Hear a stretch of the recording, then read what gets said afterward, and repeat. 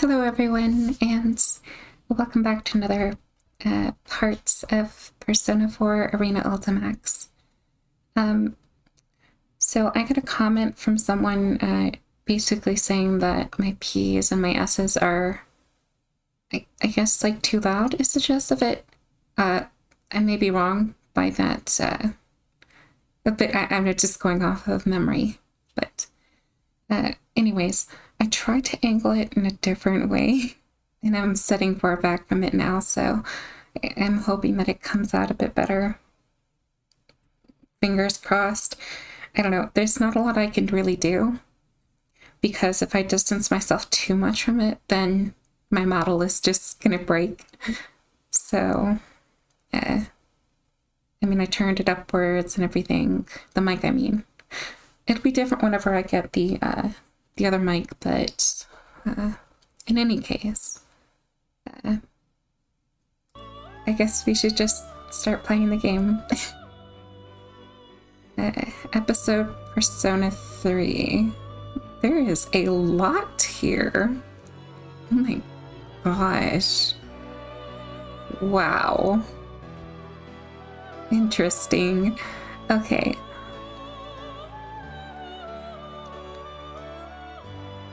Oh, I can zoom out. Makes it a lot easier to find it, rather than having to go up very slowly. Anyways.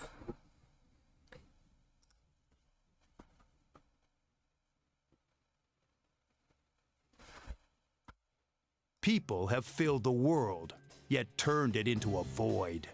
Sorry. Also, what the heck are you doing here, Ikutsuki? The only hope of salvation lies in ruin. Did you work in a zoo? Because that's one huge pile of shit you're pushing around. So, how'd that turn out for you, Dad? It doesn't matter now that you're dead as a doornail, does it? You wanted the world destroyed, huh? Isn't that right, you worthless pest? Fine, I'll do it. This shitty world with its shitty people and shitty lives will disappear, and I'll be the only thing left. After all, if the Father's fallen into darkness, then the sun must rise. Just kidding. What nonsense. What? These constructs can only remain active within my red fog. Even then, they can only do so for a limited amount of time. If you have time to waste with worthless sentiment, hurry up and complete your preparations. Ha!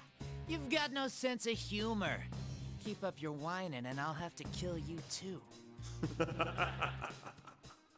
Such impudence. Take them. They are your pawns. They're pretty well made. Fine, I've got the power I borrowed from you too. So now there's no way I could lose. Well then, time to make like a tree and turn over a new leaf or whatever.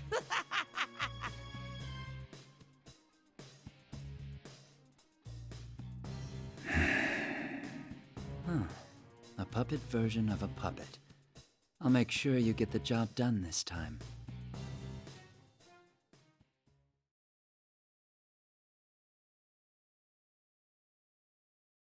Now let's begin. For the sake of his world.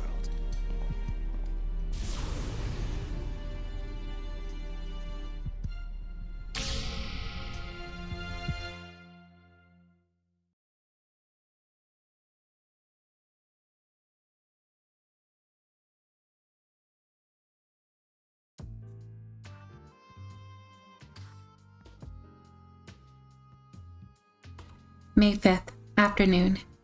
I'm at the Shadow Operatives Lab. I finished going through Labrys's personality module and control links. Fuka-san's voice echoes through the machinery-lined room, where she works as the operator. It seems that it'll be a little more time until she's finished with her work. I knew we could count on you. I'm sorry that I asked you for such a big favor. Oh no, I couldn't possibly stand by after something so important happened. But, is it really all right for me to be doing this? Aren't you all part of some kind of police organization now? There's no need to be concerned. Even now that we've become the Shadow Operatives, this lab belongs solely to the Kirijo group.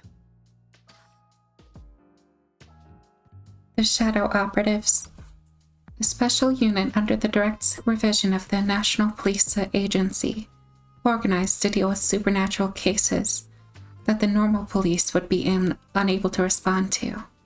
In other words, cases dealing with shadows. This is one of the laboratories under management of the Shadow Operatives. The purpose of this place is to mainly analyze evidence gathered in shadow-related cases, analysis of shadow matters for scientific understanding and planning operations. Another objective is the maintenance inspection for service the anti-shadow weapons such as myself. Since I am the member of the Shadow Operatives and am classified as a weapon due to my mechanical nature, I periodically undergo maintenance at this facility. Directly after the inauguration of the Shadow Operatives, Mitsuru-san had a state-of-the-art packing case prepared to transport me. However, the one slumbering within this case is my sister, who is also our new teammate, Labris, the 5th-generation anti-shadow suppression weapon. I finished investigating Labris's mobility systems. All I have to do now is reboot her OS and perform some final checks. Thank you. How is she? She'd sustained some heavy structural damage, so I was worried, but thankfully none were critical. Since my sister had been forced to push herself far beyond her limit during the events of the other day, her entire body had taken serious damage. I'm glad that she's okay. Fukusan's words caused me to sigh with relief. I see. And what did you recover from her memory? I'm sorry. I searched through it, but I found no records that would lead to finding the one behind what happened. If we want to pursue him any further, we'll have to wait for a report from intelligence, but it seems that will still take some time. I see. I see Mitsuru-san tighten her fist with quiet utterance. The culprit is someone capable of manipulating the data in my sister's memory. The possibility that they would make the mistake of leaving a trace, leading to themselves, is extremely low. Even when one knows the outcome, people often feel indignant when the last bit of hope is crushed. It's understandable. Our ability to find out who kidnapped my sister has been completely stymied. Then we have no clues to go on. Don't be so hasty. We might get new leads from intelligence, right? Ever since that attempted airplane hijacking, we've learned that the Public Safety Division has been making some disquieting moves. If we don't make a move soon, there's no telling what they'll do to take advantage of the situation. We have to find a lead before they do anything. I'm gonna turn up the volume just a tad.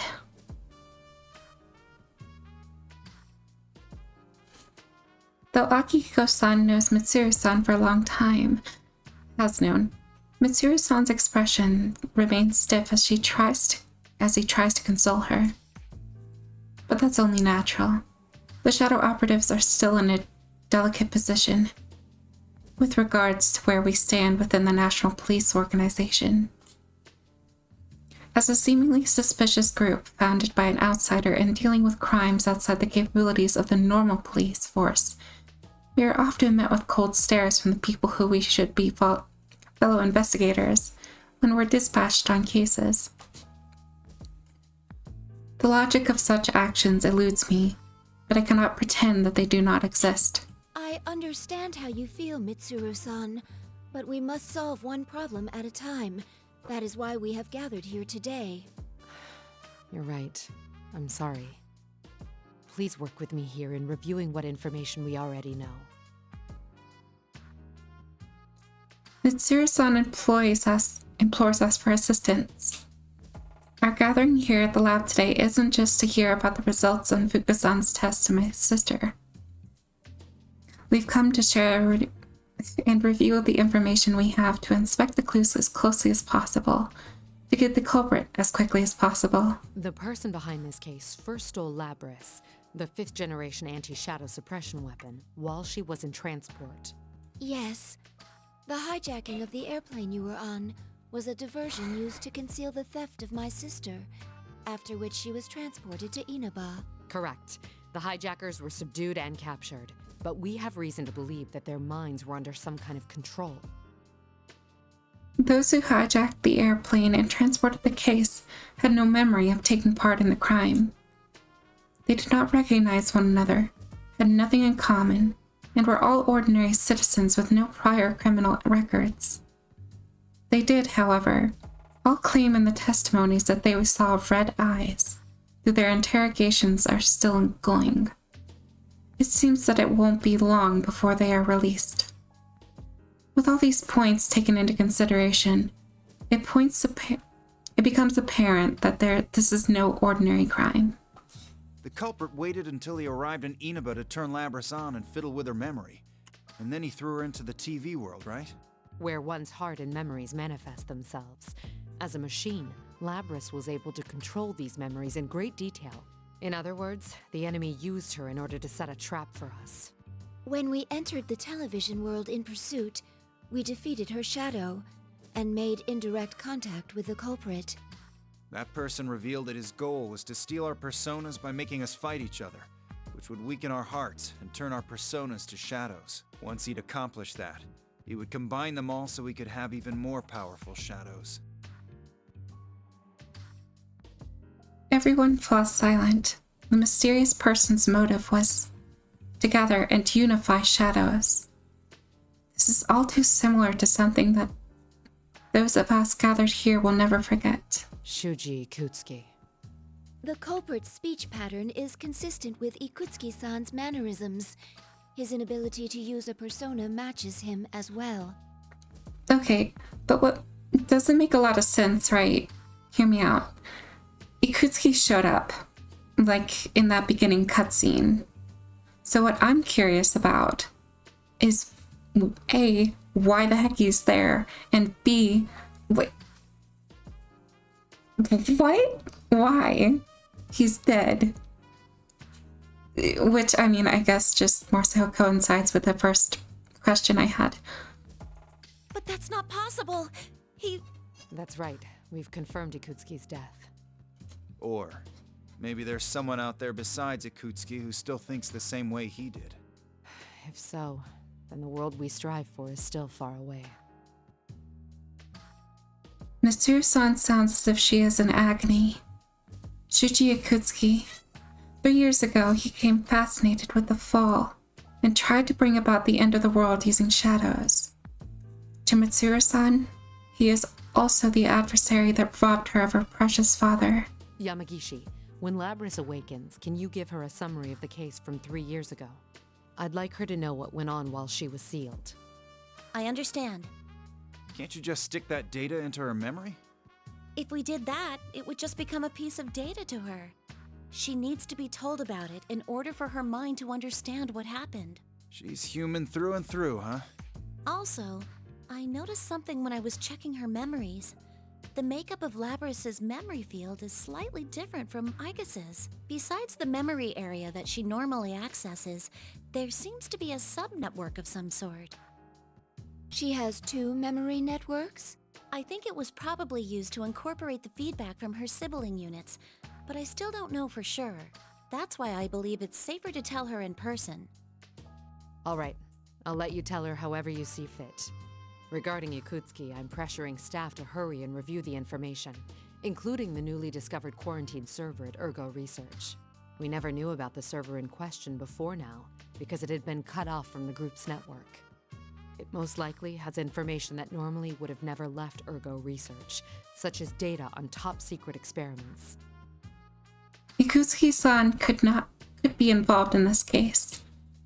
Mitsuru-san's worry and irritation may be because she senses that possibility. We can all understand the pain she must be in. By the way, what was the logic behind that whole midnight channel thing? It's still unknown, but we'll have to send people to Inaba again. We're going to hold a meeting at headquarters tomorrow to discuss countermeasures. Oh god, that's not good. Suddenly, an alarm that notifies us of abnormalities goes off and reverberates throughout the lab. Mitsuru-san quickly uses the nearby control panel to contact the staff within the facility. What's going on? The surveillance system detected a rise in shadow readings. It's currently stabilizing around a level 3 alert, located in that town of Inaba. What? Looks like he's shown up already. That saves us the trouble of having to puzzle this out. Yu-san and his friends are in danger. Mitsuru-san, please give the order to dispatch us. Wait a second. Would this just be like the same story as P4? Then in which case... I sure hope not. Alright, we'll leave at once. Yamagishi, leave Labrys to Kikuno and accompany us. I understand. Well then, I leave the rest to you, Kikuno-san. Understood. Lady Mitsuru, everyone, please be careful. One of Mitsuru-san's personal domestic assistants, or should I say maids, Kikuno-san answers. Kikuno-san and Mitsuru-san have a stronger bond than any of the ordinary servant and master, and she is another of the shadow operatives. Her words catch my attention for some reason. Please be careful. A very trivial expression of concern for our safety. Brushing it off as common courtesy would be simple, but I feel like she may be sensing something unusual regarding the situation that awaits us there. What could be causing this unease? Does Mitsuru-san know? Oh, hold on, Igus. As I am trying to decide on whether or not to look deeper into Mitsuru-san's state of mind, Fuka-san gets up from her operator's seat and beckons me over. What is it? If we can put Labrys aside for a moment, are you going to be alright without having any maintenance done on you, Igus? What do you mean? I read the documents on your new equipment. At first I assumed it was referring to that large gun, but it's actually... That. True. There have been no tests confirming that it is capable of being used in an actual combat situation. But we face a powerful foe this time. Is it even possible?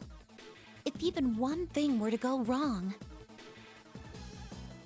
Fuka-san's face clouds as she looks at me. I can't be confident that I'll be right, and I'm unable to tell her a pleasant lie to calm her down. In any case, I only pray that this situation that requires me to use my new equipment never arises. Both of us are tense as we prepare to depart. Milady, a change of clothes has been laid out in your car. I see. Thank you. I've also prepared Akihiko-san's favorite protein drink, and Fuka-san has been preparing a playlist suitable for a road trip in her room. Huh? That will be all, Kikuno. Very well. Pardon me. As expected from Kikuno-san, she is amazingly considerate, as a personal assistant should be, but she can be too thoughtful at times. We learned this for ourselves when she came to accept us as people who are precious to Mitsuru-san. Let's start this over, shall we? Shadow operatives, let's mobilize. Thanks to Kikuno-san, the tension in the air subsides a bit, but we cannot allow our attention to wander just now. Upon completing all of our preparations for departure, we immediately make our way to Inaba.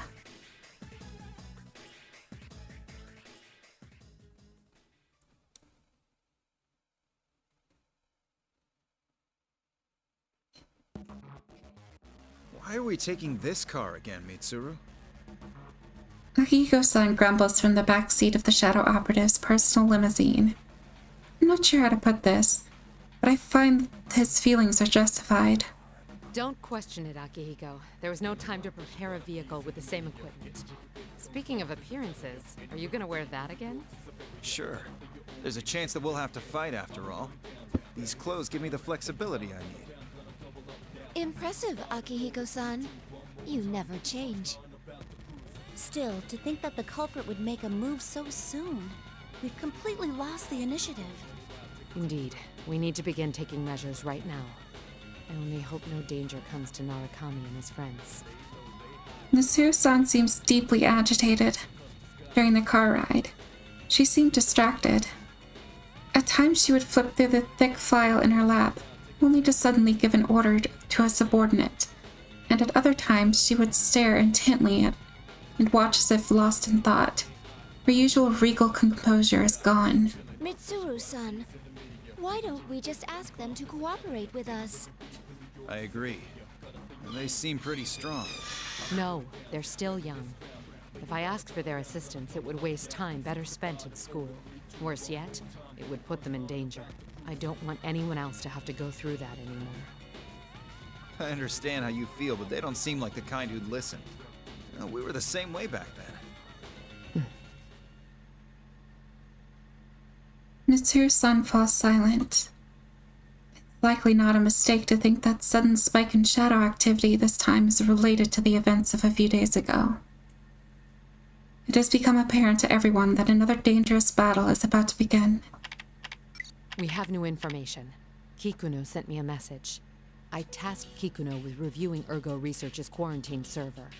But it seems new evidence has come to light regarding Ikutsuki, who we discussed in our earlier conversation. According to the report, it seems Ikutsuki was performing an experiment on his own in the lab directly after the explosion. It's unknown if this is related to our current mission, but there was a record of a plume of dusk being used in the experiment. A plume of dusk. A plume of dusk. An object that blurs the line between matter and information, and is fitted into anti-shadow weapons like myself. It forms the core of our personality modules, and is what allows us to control personas even though we are machines. So, what are the details of this experiment? Nothing good, I bet. Ikutsuki was... The limousine engine suddenly roars, drowning out further conversation. It seems the road we are taking has begun to climb a steep hillside. As the car takes a winding road up the slope, I can look down through the window and see lush trees along the mountainside. For a moment, I thought I sensed a shadow reading.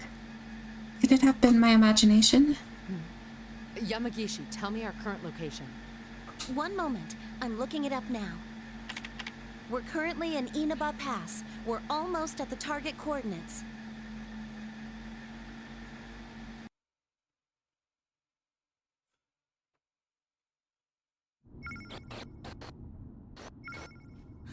What is this?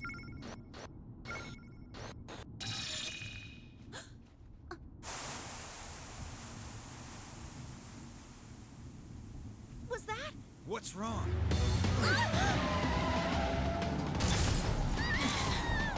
An ambush? What's happening? Driver, what's going on? Answer me! This... It's just like during the hijacking. Ibis! On it! A barrier! Are we trapped?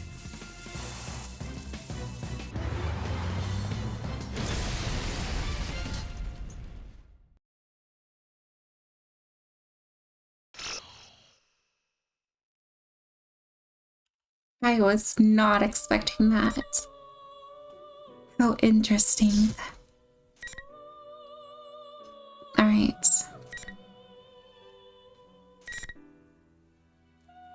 We're gonna do a battle in between this to kind of balance things out, as always.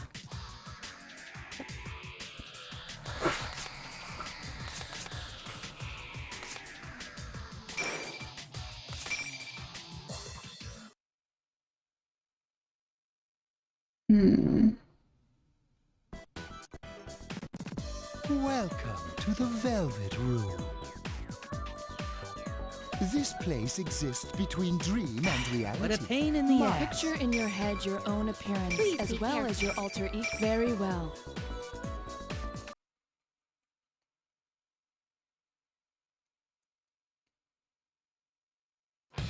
I don't dare even blink! I saw someone play Adachi recently, and they did some stuff that I didn't know you could do with Adachi, and I'm just sitting here like, Sorry. what the fuck am I doing? And why is it significantly, I mean, look, significantly worse? Wrong? 1, You're Something like this?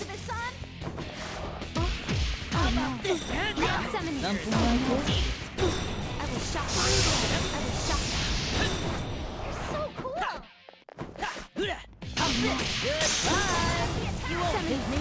You're scared? Wow. She even did that. Interesting.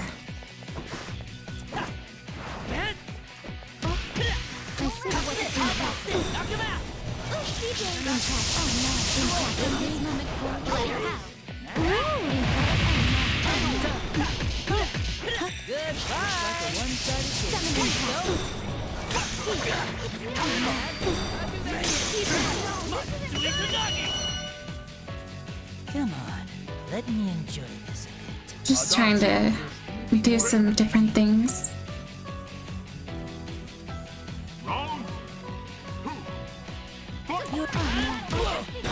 Interesting. Okay. You're a You won't hit me.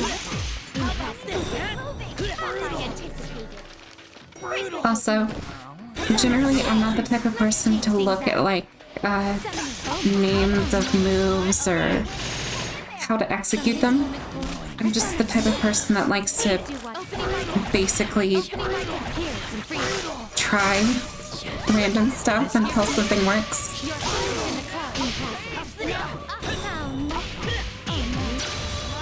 Anyways. Too bad. Looks like no A+ for you. So yeah, everything that I've learned so far is either A, from someone telling me like advice and whatnot, Stupid situation. or just like practicing enough to learn some things. Welcome to the Velvet Room. I thought I had a decent understanding of the game, but I still need some practice. I don't think I'm gonna play it on a pro level or anything, but I don't know. Makes things a little bit more interesting whenever I see new things. Guess we'll do left to right. Here we go! Feathered chain! Phoenix Rangers! Featherman victory! So, you've come to fight me, Featherman! Huh. Merlion, the evil forces have fallen! Stop here! How dare you oppose me? Minionlings, get them! No!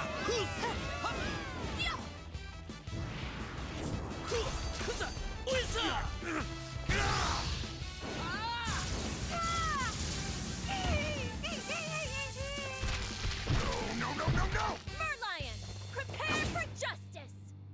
Don't be so sure.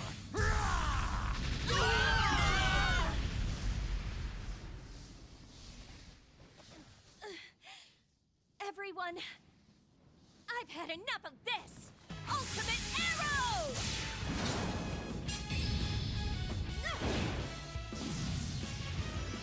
It's over!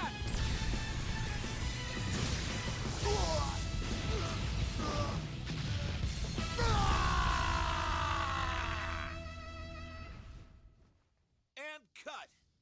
Perfect. What a take. Thank you very much. Well done. That looked really great. Can somebody get wardrobe, please? No, there was something else. I think that's a wrap.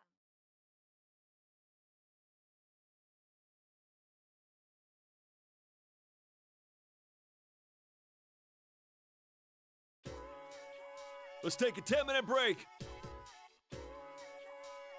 When the director calls us out, the tension in the area dies away.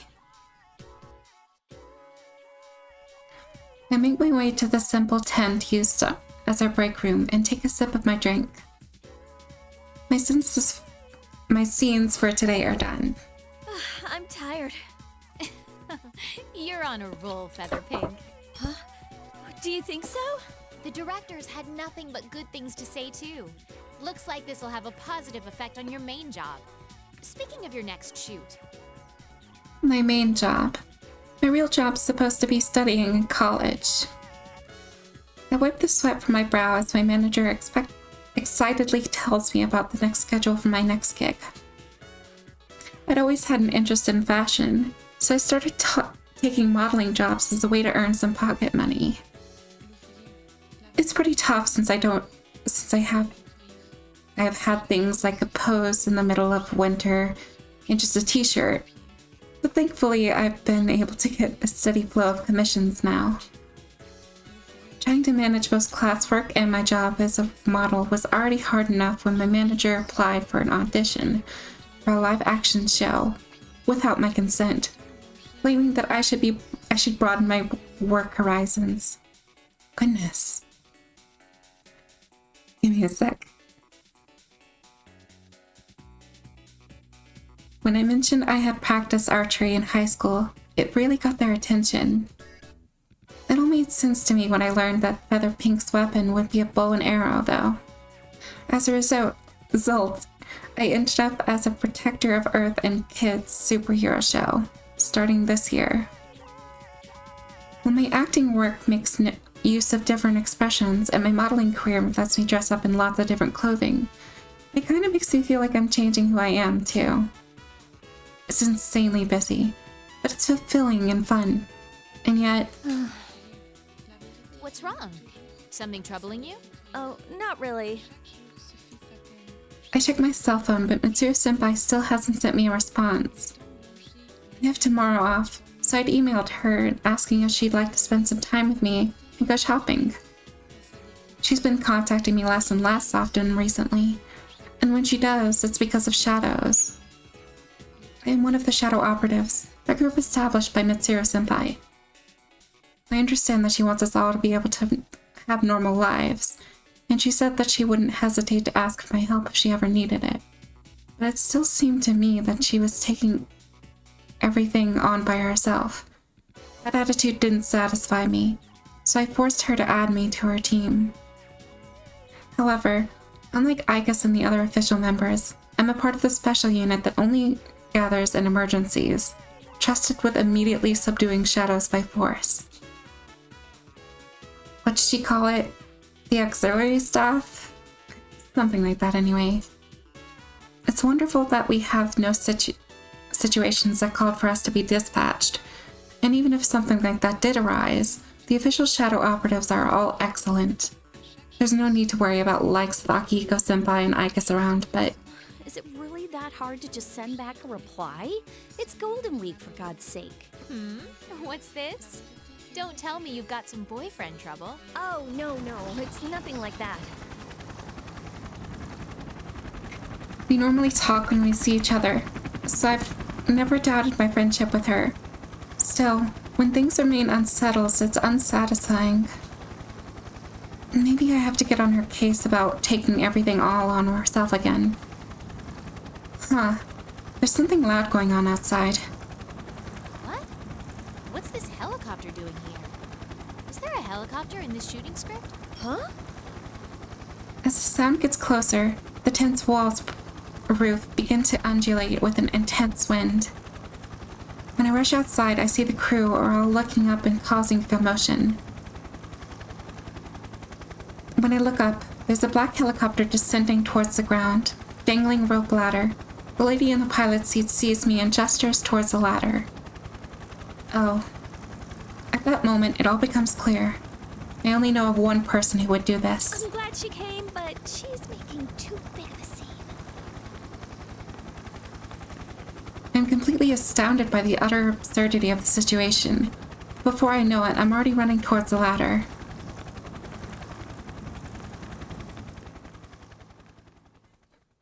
I see. Interesting. That was pretty short. I guess it's only really one scene. Let's see. I'll do this and then another battle, and then I think I'm gonna stop it for here. Yeah. Anyways.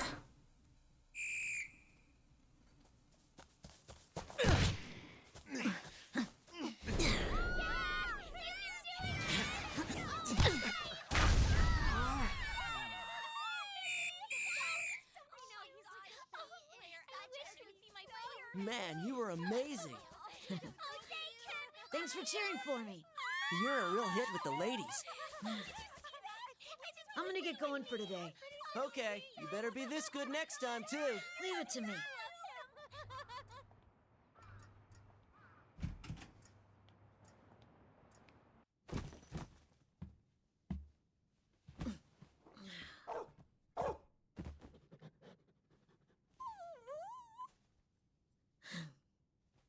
I'm home, Koromaru.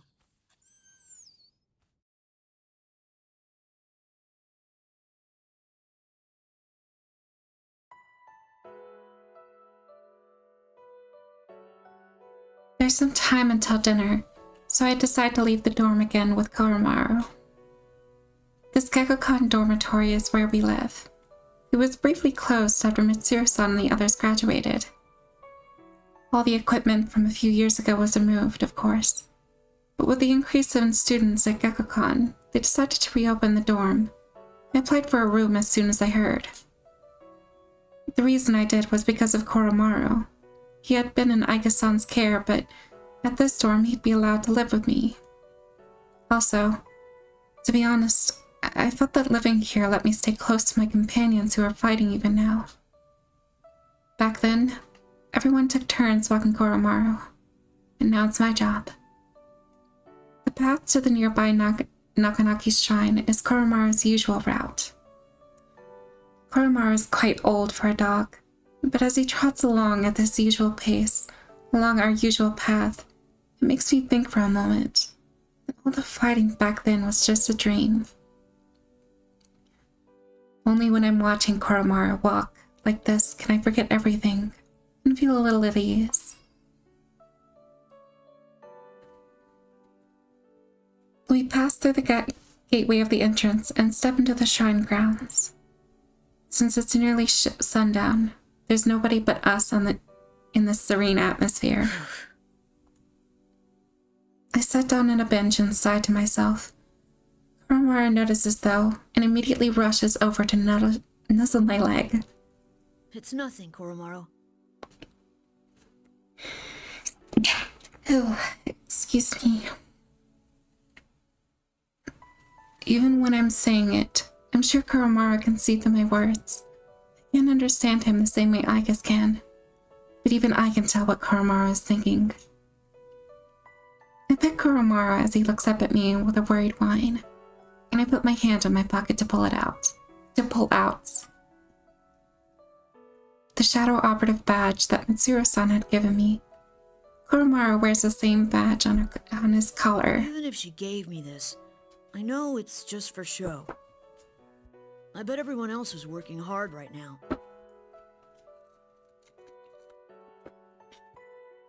This morning, I got a call from Sanada-san for the first time in a long while. It seems he'd just come back from Japan for a long-year training journey. Wandering the world, I knew he was the kind of person who would put himself through anything in order to get stronger. But this is the sort of thing that you'd only hear about in stories. Sanada-san told me that he'd gone to see Mitsuru-san directly after his return to the country, but had been immediately dispatched to an emergency. He's currently busy with that, so he just said that he would tell me more about his trip some other time. I know that being a shadow operative must be tough, but he seems so excited when talking about them, so it's like I get these pent-up feelings inside. I'm a member too, you know. A member, yes, but only as a part of a secondary unit that gets called out in extreme situations. Being part of a special suppression unit has a cool ring to it that I like. But the official shadow operatives are given each a unique number. For example, Aika-san is number 5. We don't have that. We're just auxiliary members.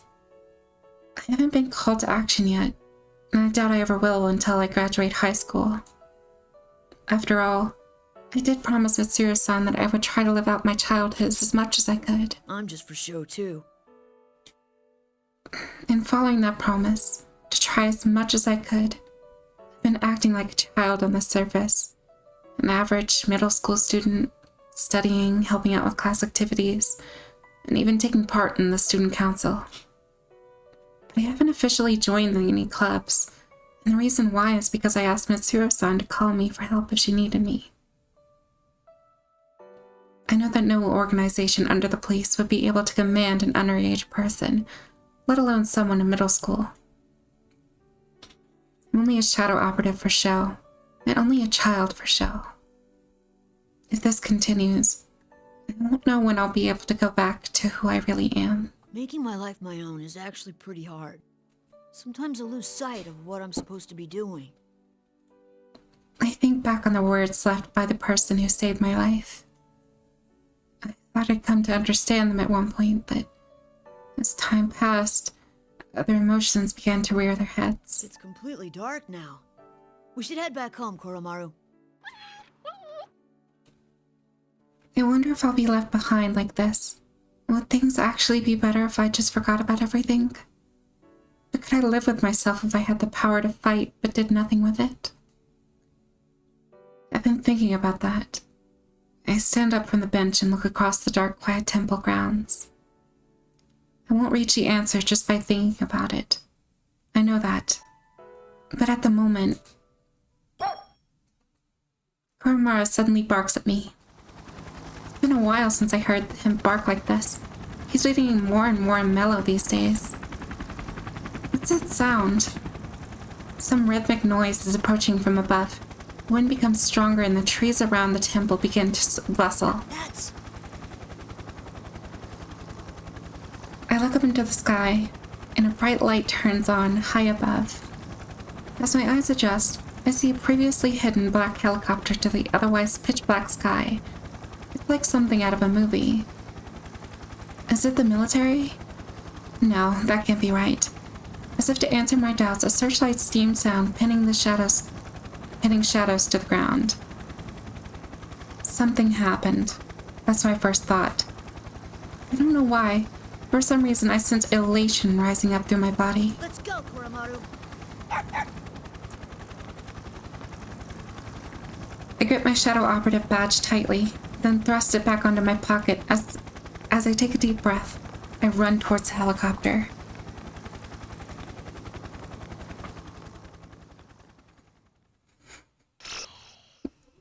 Okie dokie. Interesting.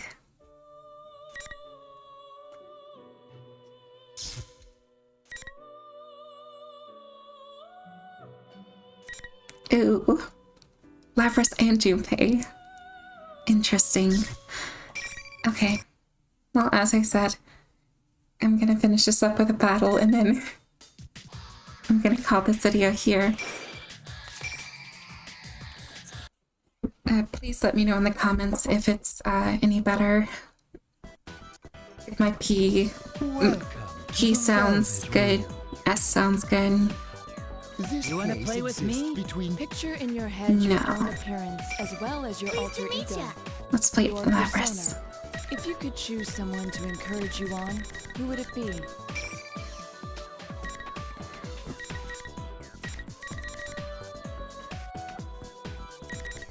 Here I come. I wish you good luck.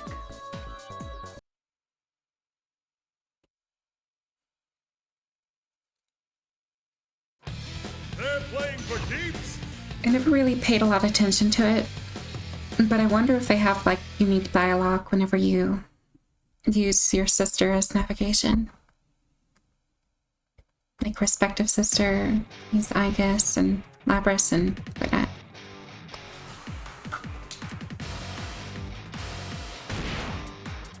My fault if you end up crying.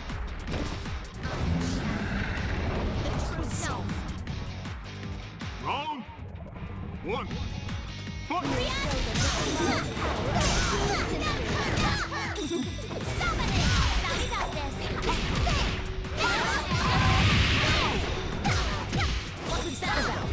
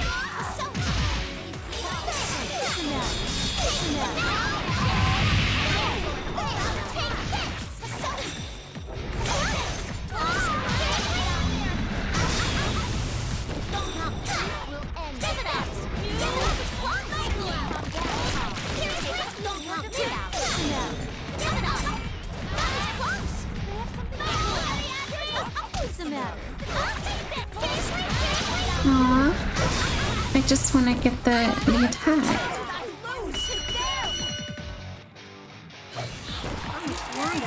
Okay, I have something I want to do before I end this. I really want to see the instant kill attack. Your abilities are clear. I ain't gonna be rattled anymore.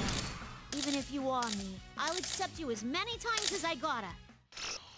I'll accept you as many times as I gotta. I love her accent. It's very good. Welcome to the Velvet Room. Okay. I think I have to go into practice mode for this. Just to give it a shot. But, let's see. Practice. There we go. I'll do training. I don't want to do challenge or anything else. I'm not really interested in that. Welcome to the Velvet Room. Time for some education. Picture in your head your own appearance as well. I wish you good luck.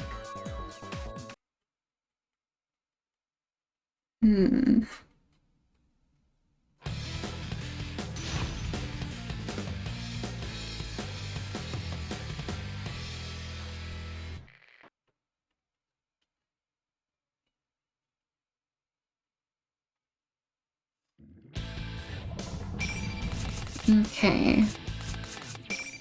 Training option. I'll drop it down to 30.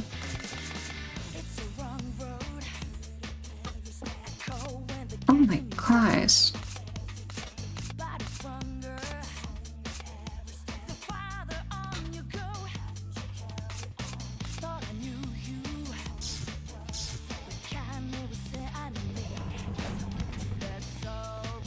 All right.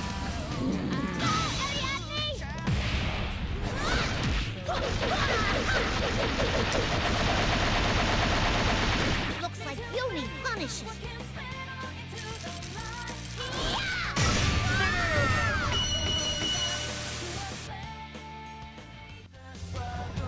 Okay, that was sick.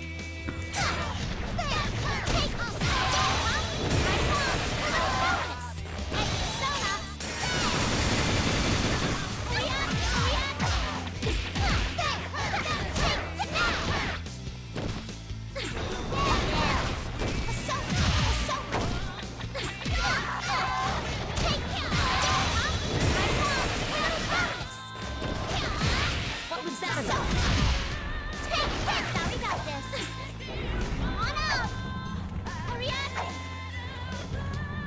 Here goes. Interesting.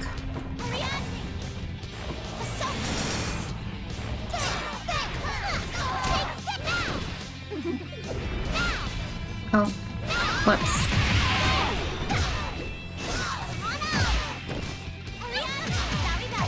I need more practice with that. I don't think aerial combos are her thing. What was that about? Anyways, I'm gonna end it here, everyone. So, yeah. If you enjoyed this video, please consider leaving a like and subscribing and leaving a comment down below for me. And as always, everyone, until next time, goodbye for now.